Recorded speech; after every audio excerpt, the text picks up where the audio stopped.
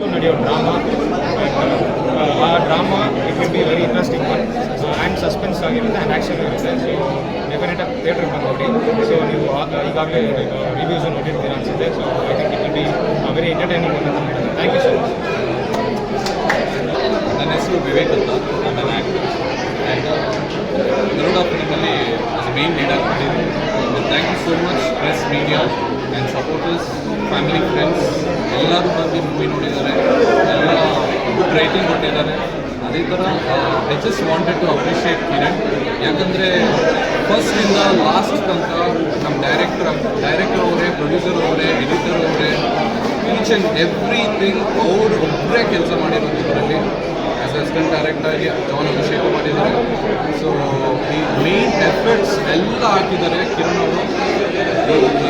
ಈ ಸಕ್ಸಸ್ ಎಲ್ಲ ಮಾತಾಡೋದು it's obviously like only Kiran. So I just wanted to tell this. And ಇದರಲ್ಲಿ ಮಾಡಿರೋ ನಟ ಎಲ್ಲ ಆ್ಯಕ್ಟರ್ಸು ತುಂಬ ಚೆನ್ನಾಗಿ ಮಾಡಿದ್ದಾರೆ, ವಿತೌಟ್ ಮೇಕಪ್ ಮಾಡಿದ್ದಾರೆ. So people have to come and watch and support Kannada industry ಯಂಗ್ಸ್ಟರ್ಸ್ನ ಮುಂದೆ ಬರೋಕ್ಕೆ ನೀವೆಲ್ಲ ಸಪೋರ್ಟ್ ಮಾಡಬೇಕಂತ ಕೇಳ್ತೀನಿ. And for supporting us, thank you. Firstly ನಮ್ಮ ಸಿನಿಮಾವನ್ನು ಇಷ್ಟು ಆರ್ಟ್ಫುಲಿ ಅಕ್ಸೆಪ್ಟ್ ಮಾಡಿದ್ದಕ್ಕೆ ತುಂಬ ಥ್ಯಾಂಕ್ಸ್. ನನ್ನ ಫಸ್ಟ್ ಸಿನಿಮಾ ಇವತ್ತಿನ ದಿನ ತುಂಬ ಸ್ಪೆಷಲ್ ಆಗುತ್ತೆ ನನ್ನ ಜೀವನದಲ್ಲಿ. ನಮ್ಮ ಕಂಪ್ಲೀಟ್ ನಮ್ಮ ಟೀಮೇ ನ್ಯೂ ಕಮರ್ಸ್ ಇದ್ದಾರೆ. ಸೊ ನಿಮ್ಮೆಲ್ಲ ಸಪೋರ್ಟಿಂದಲೇ ಈ ಸಿನಿಮಾ ಇವತ್ತು ಇಷ್ಟು ಸ್ಪೆಷಲಾಗಿ ಸ್ಕ್ರೀನಿಂಗ್ ಆಗಿರೋದು. So thanks to all. ಮತ್ತು ಇದೇ ಥರ ನಮ್ಮ ಟೀಮ್ನ ಸಪೋರ್ಟ್ ಮಾಡ್ತಾಯಿರಿ. ನಾವು ಹಿಂಗೆ ಹೊಸ ಕಂಟೆಂಟ್ ತರ್ತಾ ಇರ್ತೀವಿ. ಬೇರೆ ಎಲ್ಲ ಲ್ಯಾಂಗ್ವೇಜ್ ಮೂವೀಸೆಲ್ಲ ನ್ಯೂ ಕಮರ್ ಬಂದ್ರೂ ಸಿನಿಮಾ ತುಂಬ ಹಿಟ್ ಆಗುತ್ತೆ, ತುಂಬ ಬ್ಲಾಕ್ ಬಸ್ಟರ್ ಆಗುತ್ತೆ. ಆದರೆ ಕನ್ನಡದಲ್ಲಿ ತುಂಬ ಕಮ್ಮಿ ಸಪೋರ್ಟ್ ಮಾಡ್ತಾರೆ ನ್ಯೂ ಕಮರ್ಸ್ಗೆ. ತುಂಬ ಸ್ವಲ್ಪ ಕೇರ್ ಮಾಡೋದಿಲ್ಲ. ಕೇರ್ ಮಾಡಿದ್ರೆ ನ್ಯೂ ಕಮರ್ಸ್ ಇನ್ನೂ ಅವ್ರ ಮೈಂಡಲ್ಲಿ ಇನ್ನೂ ಸ್ಪೆಷಲ್ ಕಾಂಟೆಂಟ್ಸ್ ಇರುತ್ತೆ, ಇನ್ನೂ ಎಕ್ಸ್ಟ್ರಾಡಿನರಿ ವರ್ಕ್ ಮಾಡ್ತಾರೆ. ಸೊ ಎಲ್ಲರಿಗೂ ಇದೇ ಕೇಳೋಕ್ಕೆ ಇಷ್ಟಪಡ್ತೀನಿ, ಸಪೋರ್ಟ್ ಮಾಡಿ. ಎಲ್ಲ ದಯವಿಟ್ಟು ಸಿನಿಮಾ ಥಿಯೇಟ್ರಿಗೆ ಬಂದು ನೋಡಿ, ಮೊಬೈಲಲ್ಲಿ ನೋಡಬೇಡಿ. ತುಂಬ ಕಷ್ಟಪಟ್ಟು ಸಿನಿಮಾ ಮಾಡ್ತೀವಿ ಎಲ್ಲ. ಪ್ಲೀಸ್ ದಯವಿಟ್ಟು ಥಿಯೇಟ್ರಿಗೆ ಬಂದು.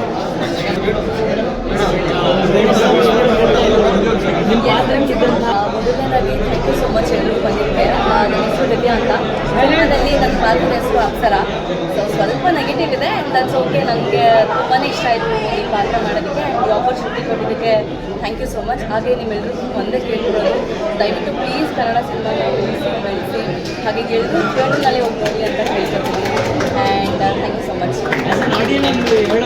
ಆಡಿಯನ್ಸ್ ಏನು ಹೇಳ್ತಾರೆ, ಏನು ಎಕ್ಸ್ಪೆಕ್ಟ್ ಮಾಡಬೇಕು, ಅಫ್ಕೋರ್ಸ್ ಎ ಐ ರಿಲೇಟೆಡ್ ಆಗಿರೋದ್ರಿಂದ ನಿಮಗೆ ಗೊತ್ತಿರುತ್ತೆ ಹೆಂಗೆ ಯೂಸ್ ಮಾಡಬೇಕು ಆ್ಯಂಡ್ ಅಡ್ವಾಂಟೇಜಸ್ ಏನು, ಡಿಸ್ಅಡ್ವಾಂಟೇಜಸ್ ಏನು ಅಂತ. ಸೊ ಬಂದು ನೋಡಿ, ನಿಮಗೆ ಗೊತ್ತಾಗುತ್ತೆ. ನಮಸ್ಕಾರ, ನಮ್ಮ Bengaluru. First of all, thank you so much. Myself, I'm Alicia Kaur and I'm a model. I'm Kolkata based model. तो यहाँ देखने ने मेरे को बुलाया मूवी देखने के लिए, तो मैं तो आ गई. मूवी सच में बहुत अच्छी लगी मेरे को मूवी. एंड जो मूवी का जो कॉन्सेप्ट है ना, वो बहुत ही यूनिक है. बेसिकली फ्यूचर में ऐसे यूजुअली जैसे हम देख रहे हैं कि हर कोई स्पेशली स्टूडेंट्स कैसे मतलब डिपेंडेंट होते जा रहे हैं AI पे. तो हर कुछ अगर लोग AI पे ही करते रह जाएंगे, इंसान की सोचने समझने की शक्ति तो चली ही जाएगी. एंड इसमें दिखाया गया है कि what can be bad consequences future generation पे, इसका क्या असर है. After Rangitaranga and Kantara, Chandni, KGF, this is the first movie I'm seeing and this is the first time I feel. And yes, thank you so much. Thank you entire Garuda team. ಧನ್ಯವಾದಗಳು. ನಿಮ್ಮ ಫ್ರೆಂಡ್ಸ್ಗೆ ತುಂಬ ಧನ್ಯವಾದಗಳು. Because you are the guys who will promote our project. ಈ ಬಿನ್ 100% ensure you guys will promote our project. You guys will make sure that our success. ತುಂಬ ಧನ್ಯವಾದಗಳು. ನಾವು fresh faces, new faces, go you guys are encouraging guys. ಯಾವ feedback ಇದ್ರೂ okay, we are ready to welcome. We really appreciate your comments. Please meeting obviously ನೀವೆಲ್ಲ support ಮಾಡ್ತೀರಾ, ಎಲ್ಲರೂ watch ಮಾಡ್ತಾರೆ. ನಮಗೆ ಒಳ್ಳೆ ಫೀಡ್ಬ್ಯಾಕ್ ಬರುತ್ತೆ. ಏನಿದ್ರಲ್ಲ ನೆಗೆಟಿವ್ ಫೀಡ್ಬ್ಯಾಕ್ ಅಂದರೆ we are always please. Okay, ಇದರಿಂದ going forward we get nice project.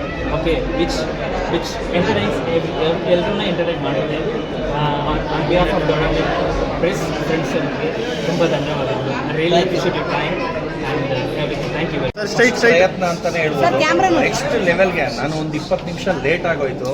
ತಡವಾದ್ರೂ movie ಲಾಸ್ಟ್ವರೆಗೂ ಎಷ್ಟು ಸಸ್ಪೆನ್ಸ್ ಆಗಿ ತೊಗೊಂಡೋಗಿದ್ದಾರೆ ಅಂದರೆ ನನಗೆ ಕನ್ಫ್ಯೂಸ್ ಆಗ್ತಾ ಇತ್ತು. ಇದರಲ್ಲಿ ಒಳ್ಳೆಯವ್ರು ಯಾರು, ಕೆಟ್ಟವ್ರು ಯಾರು, ವಿಲನ್ ಯಾರು, ಏನು ಕ್ಯಾರೆಕ್ಟರ್ ಇವರು, ಏನು ಅನ್ನೋದು ಗೊತ್ತಾಗ್ತದೆ. ಒಂದು ಸಸ್ಪೆನ್ಸ್ ಆಗಿ ಲಾಸ್ಟ್ವರೆಗೂ ತೊಗೊಂಡೋಗ್ತಾರೆ. ಲಾಸ್ಟಲ್ಲಿ ನಾವು ಯಾರನ್ನ ಒಳ್ಳೆಯವ್ರು ಅಂದ್ಕೊಳ್ತೀವಿ ಅವ್ರು ಕೆಟ್ಟವರಾಗಿರ್ತಾರೆ, ಯಾರು ಕೆಟ್ಟವ್ರು ಅಂದ್ಕೊಳ್ತೀವಿ ಅವ್ರು ಒಳ್ಳೆಯವರಾಗಿರ್ತಾರೆ. ಆದರೆ ಈಗ AI ಜಮಾನದಲ್ಲಿ AI ಒಳ್ಳೆಯದಕ್ಕೂ ಯೂಸ್ ಮಾಡ್ಬೋದು, ಕೆಟ್ಟದಕ್ಕೂ ಯೂಸ್ ಮಾಡ್ಬೋದು.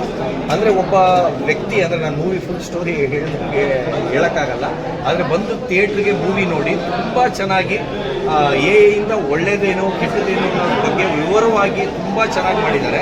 ಆಮೇಲೆ ಮಕ್ಕಳುಗಳಿಗೆ ಒಂದು ಎಜುಕೇಷನ್ ಬಗ್ಗೆ ಆಗಲಿ, ಆಮೇಲೆ ಅವ್ರಿಗೆ ಪ್ರೆಷರ್ ಅಂದರೆ ಅವ್ರ ಅಪ್ಪ ಅಮ್ಮ ಅವ್ರ ರಿಲೇಷನ್ಸು, ಅವರು ಓದೋದ್ರ ಬಗ್ಗೆ, ಅವ್ರ ಮಾರ್ಕ್ಸ್ ತೊಗೊಳೋದ್ರ ಬಗ್ಗೆ. ಈಗ ನನ್ನ ಮಗ ಫೇಲ್ ಆದ ಅಂತ ಒಂದು ಪಾರ್ಟಿ ಮಾಡಿದೆ, ಆದರೆ ಅದರಲ್ಲಿ ಏನು ನಾನು ಮೀನಿಂಗ್ ಕೊಟ್ಟೆ, ಫೇಲ್ ಆದವರು ಸೂಸೈಡ್ ಮಾಡ್ಕೊಳ್ತಾರೆ, ಪಾಸ್ ಆದವರು ಸೂಸೈಡ್ ಮಾಡ್ಕೊಳ್ತಾರೆ. ಪಾಸ್ ಆದವರು ಸೂಸೈಡ್ ಏನಕ್ಕೆ ಮಾಡ್ಕೊಳ್ತಾರೆ, ಅವ್ರಿಗೆ ಅಪ್ಪ ಅಮ್ಮ ನೀನು ತೆಗ್ದಿರೋ ಮಾರ್ಕ್ಸ್ ಸಾಲ್ತಾ ಇಲ್ಲ, ಇನ್ನೂ ಜಾಸ್ತಿ ತೆಗಿಬೇಕು ಅಂತ ಪ್ರೆಷರ್ ಆಗ್ತಾರೆ. ಆ ಕಾರಣ ಆ ಥರದ್ದು ಬಗ್ಗೆ ಎಲ್ಲ ಈ ಮೂವಿಲಿ ಒಂದು ತುಂಬ ವಿವರವಾಗಿ ಆ ಥರ ಎಲ್ಲ ಸಮಾಜದಿಂದಲೇ ಅವ್ರಿಗೆ ತೊಂದರೆ ಆಗಿ ಅವ್ರು ಸೂಸೈಡ್ ಮಾಡ್ಕೊಳ್ಳೋದು ಅದ್ರ ಬಗ್ಗೆ ಎಲ್ಲ ಒಂಥರ ಡೀಟೇಲ್ ಆಗಿ ತುಂಬ ಚೆನ್ನಾಗಿ ಮಾಡಿದ್ದಾರೆ. ಆಮೇಲೆ ಇದು ಪಾರ್ಟ್ 2 ಬೇರೆ ಮಾಡ್ತಾ ಇದ್ದಾರೆ. ನನಗಂತೂ ತುಂಬ ಇಷ್ಟ ಆಯಿತು. ಆಮೇಲೆ ಎಲ್ಲರೂ ಕ್ಯಾರೆಕ್ಟರ್ ತುಂಬ ಚೆನ್ನಾಗಿ ಮಾಡಿದ್ದಾರೆ. ಮೂವಿನೂ ಒಂದು ಫ್ಲೋ ಅಲ್ಲಿ ಲಾಸ್ಟ್ವರೆಗೂ ತುಂಬ ಸಸ್ಪೆನ್ಸ್ ಆಗಿದೆ. ಎಲ್ಲರೂ ದಯವಿಟ್ಟು ಥಿಯೇಟ್ರಿಗೆ ಬಂದು ನೋಡಿ. ನನಗೆ ತುಂಬ ಇಷ್ಟ ಆಯಿತು. ಆ್ಯಕ್ಟಿಂಗು ಎಲ್ಲ ಚೆನ್ನಾಗಿತ್ತು. ಹೀರೋಯಿನ್ ನಾನು ದೇವ್ರಂತವ್ರು ಅಂದ್ಕೊಂಡಿದ್ದೆ, ಅಲ್ಲ ಬೈತಾ ಇದ್ದೀನಿ ಅಂದ್ಕೊಂಡ್ಬಿಡ್ತಾರೆ. ಆಮೇಲೆ ನಾನೇ ಎಲ್ಲ ಸ್ಟೋರಿ ಹೇಳ್ಬಿಟ್ರೆ ಅದು ಏನು ಸಸ್ಪೆನ್ಸ್ ಇರೋದಿಲ್ಲ. ಅದರಿಂದ ನಾನು ಶಾರ್ಟಾಗಿ ಹೇಳ್ತಾ ಇದ್ದೀನಿ. ದಯವಿಟ್ಟು ಎಲ್ಲರೂ ಥಿಯೇಟ್ರಿಗೆ ಬಂದು ನೋಡಿ. ತುಂಬ ಥಿಯೇಟ್ರಲ್ಲಿ ಅದನ್ನು ರಿಲೀಸ್ ಮಾಡಿದ್ದಾರೆ. ಗರುಡ ಅಂತ ಮೂವಿ ತುಂಬ ಹೊಸಬ್ರು ಪ್ರಯತ್ನ, ತುಂಬ ಚೆನ್ನಾಗಿ ಮಾಡಿದ್ದಾರೆ. ಸಿನಿಮಾಗಳಿಗೆ ಜನ ಬರಲ್ಲ ಅಂತಾರೆ. ನಿಜಕ್ಕೂ ನಾಳೆಯಿಂದ ಅದ್ಭುತವಾದ ಪ್ರದರ್ಶನ ಆಗುತ್ತೆ ಅನ್ನೋ ಗ್ಯಾರಂಟಿ ಇದೆ. ಯಾಕಂದರೆ ಟೀಮ್ ವರ್ಕ್, ಟೆಕ್ನಾಲಜಿ ಯಾವ ಥರ ಬಳಸ್ಕೋಬೋದು ಅಂತ ಬರೀ ಬೋಧನೆ ಮಾಡೋದಲ್ಲ, ಆ ಟೆಕ್ನಾಲಜಿನ ಬಳಸ್ಕೊಂಡು ಇವರು ಸಿನಿಮಾವನ್ನು ಮಾಡಿದ್ದಾರೆ. ಡೈರೆಕ್ಟರ್ ತಲೆ ನಿಜಕ್ಕೂ ಬಹಳ ಅದ್ಭುತವಾಗಿದೆ. ಈಗ ನಾವು ಮೊದಲೆಲ್ಲ ಉಪೇಂದ್ರ ತಲೆಗೆ ಹುಳ ಬಿಡ್ತಾರೆ ಅಂತ ಇದ್ವಿ, ಅದಕ್ಕೆ ಡಬಲ್ ಹುಳ ಇವ್ರು ಬಿಟ್ಟಿದ್ದಾರೆ. ಇವಾಗ ಯಾರು ಕಿರಣ್ ಡೇವಿಡ್ ಏನೋ ಪಾತ್ರನೂ ಮಾಡಿದ್ದಾರೆ. ಅದ್ರ ಜೊತೆಗೆ ಒಂದು ಅದ್ಭುತವಾದ ಸ್ಟೋರಿ, ಸ್ಕ್ರೀನ್ ಪ್ಲೇ ಎಲ್ಲವೂ ಬಹಳ ಅದ್ಭುತವಾಗಿದೆ.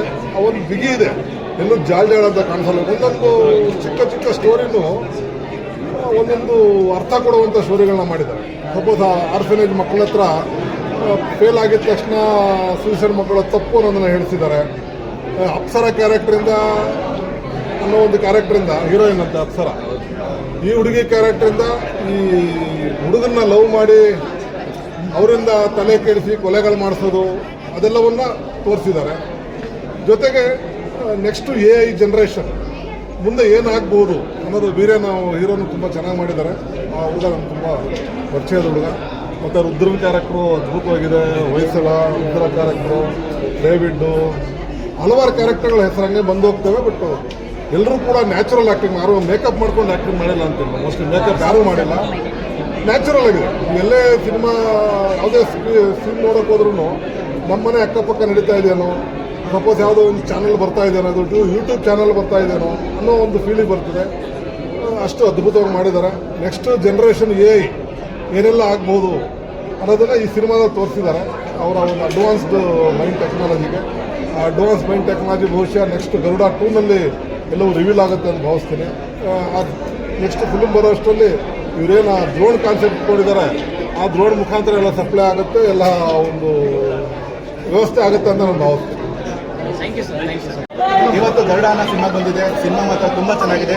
ಗರುಡ ಅನ್ನೋ ಸಿನಿಮಾ ನಮ್ಮ ಕನ್ನಡ ಇಂಡಸ್ಟ್ರಿಗೆ ಒಂದು ಒಳ್ಳೆ ಟೆಕ್ನಾಲಜಿ ಉಪಯೋಗಿಸ್ಕೊಂಡು, ಈ ಥರ ಎಲ್ಲ ಬ್ಲ್ಯಾಕ್ ಮೇಲ್ ಮಾಡಿಕೊಂಡು ಒಂದು ಹುಡುಗಿನ ಉಪಯೋಗಿಸ್ಕೊಂಡು ಒಂದು ಹುಡುಗಿನ ಒಂದು ಟೆಕ್ನಾಲಜಿನ ಬಳಸಿ ಅದರಿಂದ ನಡೆಯುವಂಥ ಒಂದು ಒಳ್ಳೆ ಕಂಟೆಂಟ್ ಸಿನಿಮಾ ಇದು.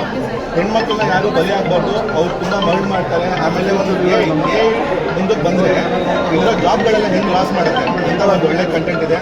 ಅದರಲ್ಲೂ ಕನ್ನಡ ಇಂಡಸ್ಟ್ರಿಗಳಲ್ಲಿ ತುಂಬ ಸಿನಿಮಾಗಳು ಬರ್ತಾ ಇಲ್ಲ. ಕನ್ನಡ ಇಂಡಸ್ಟ್ರಿಯಲ್ಲಿ ಸಿನಿಮಾಗಳು ಬರ್ತಿದೆ, ಕನ್ನಡ ಇಂಡಸ್ಟ್ರಿ ಮುಂದೆ ನಡೀತಾ ಇದೆ ಅಂತ ಹೇಳಿದ್ರೆ ಹೊಸಬ್ರಿಂದ. ಇವತ್ತು ಇವ್ರು ಮಾಡಿರೋ ಪ್ರಯತ್ನ ನಾಳೆ ನಾನು ಮಾಡ್ತೀನಿ, ನಾಳೆ ನೀವು ಮಾಡ್ತೀರಾ. ಸೊ ಹಾಗಾಗಿ ಏನಾಗುತ್ತೆ ಅಂತ ಹೇಳಿದ್ರೆ ಈಗ ಹೊಸಬ್ರು ಮಾಡ್ತಿದ್ರೆ ಸಿನಿಮಾ ಅಂದಾಗ ಹೊಸಬ್ರುಗಳಿಗೆ ನಾವು ಸಪೋರ್ಟ್ ಮಾಡಬೇಕಾಗತ್ತೆ. ಆ್ಯಂಡ್ ಹೊಸಬ್ರಿಗೆ ನಾವೆಲ್ಲರೂ ಎಂಕರೇಜ್ ಮಾಡಿ ಹೊಸಬ್ರನ್ನ ಬೆಳೆಸಬೇಕಂದ್ರೆ ವರ್ಷಕ್ಕೆ 300 ಸಿನಿಮಾ ರಿಲೀಸ್ ಆಗುತ್ತೆ ನಮ್ಮ ಕನ್ನಡ ಇಂಡಸ್ಟ್ರಿಲಿ. ಅದರಲ್ಲಿ ಗೌರ್ಮೆಂಟಿಂದ ಬರೋ ಸಬ್ಸಿಡಿ ಬಂದ್ಬಿಟ್ಟು 125 ಸಿನಿಮಾ, ಅದು ಕರೆಕ್ಟಾಗಿ ಬರ್ತಾ ಇಲ್ಲ. 2023 ಸಬ್ಸಿಡಿಗಳು ಕರೆಕ್ಟಾಗಿ ಬರ್ತಾ ಇಲ್ಲ.